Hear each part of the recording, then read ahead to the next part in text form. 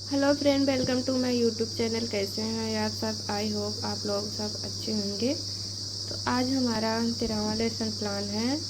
चलिए देखिए हमने इस लेसन प्लान को कैसे तैयार किया हुआ है। सबसे पहले आप विद्यालय का नाम लिखेंगे, फिर उसके नीचे अपना नाम लिखेंगे। दिनांक, जहाँ रहे दिनांक उसी डेट को लिखेंगे जिस डेट को यह आप लेसन प्लान बना रहे हो। कक्षा कौन सी क्लास का है, कालांश, अवधि 35 मिनट का होता है। विषय आपका विषय जो हो, उप विषय में आपका विषय जो हो। यह हमारा विषय विज्ञान था, हमने विज्ञान पे बनाया है। आप लोग किसी भी सब्जेक्ट का बना सकते हैं, बस प्रारूप ऐसे ही रहेगा, आप लोग ऐसे ही बना सकते हो। प्रकरण हमारा हमने कोशिका पे आज बनाया है। आप प्रकरण में उसी टॉपिक को लिखेंगे जिस टॉपिक पर आप लेसन प्लान बना रहे हो। सामान्य उद्देश्य में हमने पूर्वज लिखा है क्योंकि हमारा यहाँ 30 लेसन प्लान है। अगर आपको सामान्य उद्देश्य लिखना हो तो 1 से 5 लेसन प्लान में सामान्य उद्देश्य है, आप लोग वहाँ जाकर लिख लीजिएगा। विशिष्ट उद्देश्य में पहला है ज्ञानात्मक उद्देश्य। ज्ञानात्मक उद्देश्य में 2 पॉइंट हैं। छात्र कोशिका की जानकारी प्राप्त कर सकेंगे। दूसरा पॉइंट है छात्र कोशिका की पहचान कर सकेंगे। दूसरा पॉइंट है बोधात्मक उद्देश्य, इसमें भी 2 पॉइंट हैं। छात्र कोशिका का वर्गीकरण कर सकेंगे। दूसरा पॉइंट है छात्र कोशिका का उदाहरण दे सकेंगे। हमारा बोधात्मक उद्देश्य हो गया।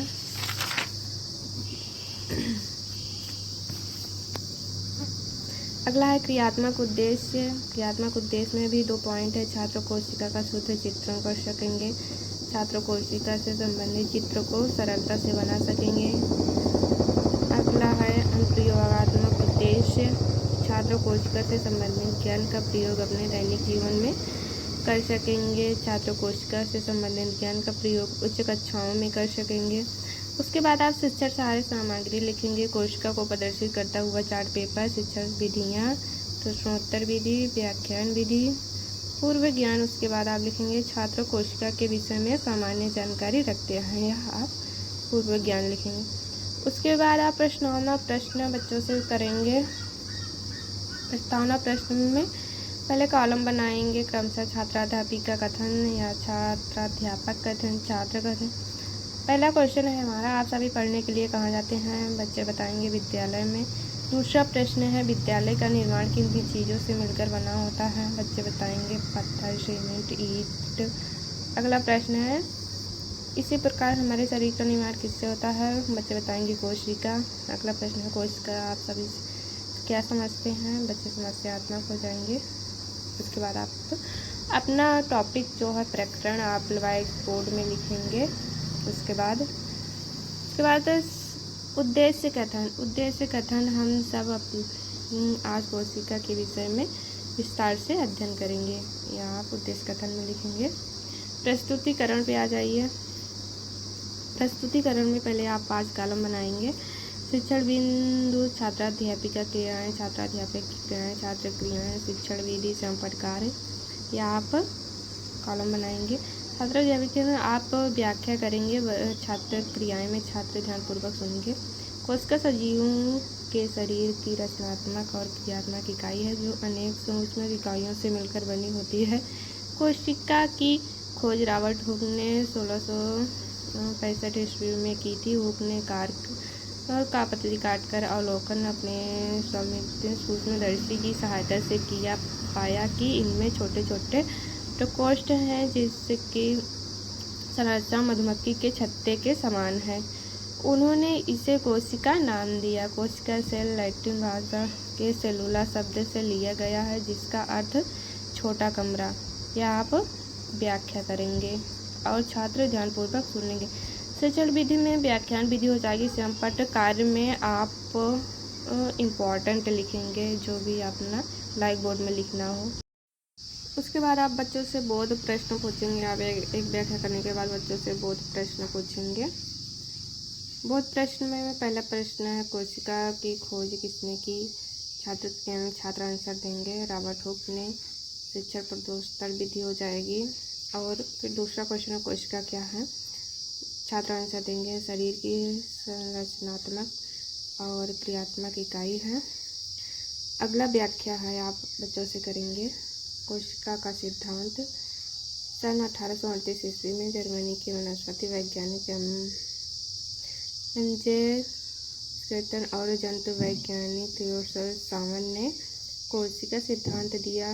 पहला, प्रत्येक जीव कोशिकाओं से बने होते हैं। दूसरा, कोशिका जीवों की संरचना और क्रियात्मक इकाई है। तीसरा, नई कोशिका का निर्माण पूर्ववर्ती कोशिका से ही होता है। कोशिका के प्रकार। कोशिका दो प्रकार की होती है, प्रोकैरियोटिक और यूकैरियोटिक। यहाँ बच्चों से दूसरी व्याख्या करेंगे। उसके बाद आप पहला, प्रोकैरियोटिक कोशिका। इस कोशिका की स्पष्ट केंद्रक नहीं होते। केंद्र में पाए जाने वाले प्रोटीन और न्यूक्लिक अम्ल केंद्रक झिल्ली के अभाव में कोशिका में बिखरे रहते हैं। इसकी कोशिका को कोशिकांग जैसे कोशिका, माइटोकॉन्ड्रिया आदि नहीं पाए जाते। उदाहरण नीले, हरे, शैवाल, विषाणु, जीवाणु आदि। छात्र क्रिया में छात्र ध्यानपूर्वक सुनेंगे। शिक्षण विधि में व्याख्यान विधि हो जाएगी। आप व्याख्या कर रहे हैं। Eukaryotic cell. दूसरा है यूकैरियोटिक कोशिका। ऐसी कोशिका जिसमें केंद्रक तथा अन्य कोशिकाएं जैसे माइटोकॉन्ड्रिया, लाइसोसोम, हरितलवक आदि पाए जाते हैं। इसे कोशिका के अंतर्गत कोशिकीय तथा बहुकोशिकीय जीव आते हैं। बोध प्रश्न। उसके बाद बच्चों से आप करेंगे कोशिका कितने प्रकार के होते हैं। बच्चे बताएंगे 2। प्रश्नोत्तर विधि हो जाएगी। दूसरा क्वेश्चन है प्रोकैरियोटिक कोशिका के उदाहरण बताओ। नीले, हरे, शैवाल। बच्चे बताएंगे। यह आपका हो जाएगा व्याख्या और बोध प्रश्न। आप प्रोकैरियोटिक कोशिका और यूकैरियोटिक कोशिका की ऐसे फिगर बना देंगे, अपने फाइल में बना देंगे ऐसे ही। और आप स्वयं पर सारांश लिखेंगे। स्वयं पर सारांश में आप वही क्वेश्चन रखेंगे जो बच्चों से आप जो इम्पोर्टेंट बिंदु हो ब्लैक बोर्ड में आप लिखेंगे वही। उसके बाद पुनरावृत्ति प्रश्न। पुनरावृत्ति प्रश्न में आप बच्चों से वही प्रश्न करेंगे जो आप व्याख्या करने के बाद प्रस्तुतिकरण करने के बाद आप बच्चों से करेंगे। पहला क्वेश्चन है हमारा, कोशिका की खोज किसने की थी? कोशिका कितने प्रकार की होती है? और तीसरा है प्रोकैरियोटिक कोशिका किसे कहते हैं? यह हमने 3 प्रश्न रखा है, आप लोग और रख सकते हैं। निरीक्षण कार्य। प्रस्तुति कक्षा में विद्यार्थी द्वारा कृत कार्य करने का निरीक्षण करेगी। अगर आप बॉयज होंगे तो करेगा लिखे तथा उनका समस्या का समाधान करेंगे। गृह कार्य। गृह कार्य हमने एक ही क्वेश्चन रखा, आप लोग और रख सकते हैं। कोशिका किसे कहते हैं? सचित्र वर्णन कीजिए। यह हमारा लेसन प्लान कंप्लीट हो गया। आपको हमारा लेसन प्लान कैसे लगा यह कमेंट में ज़रूर बताएं। Thank you. अगर आपको यह वीडियो अच्छी लगी तो लाइक, शेयर और सब्सक्राइब ज़रूर करें। धन्यवाद।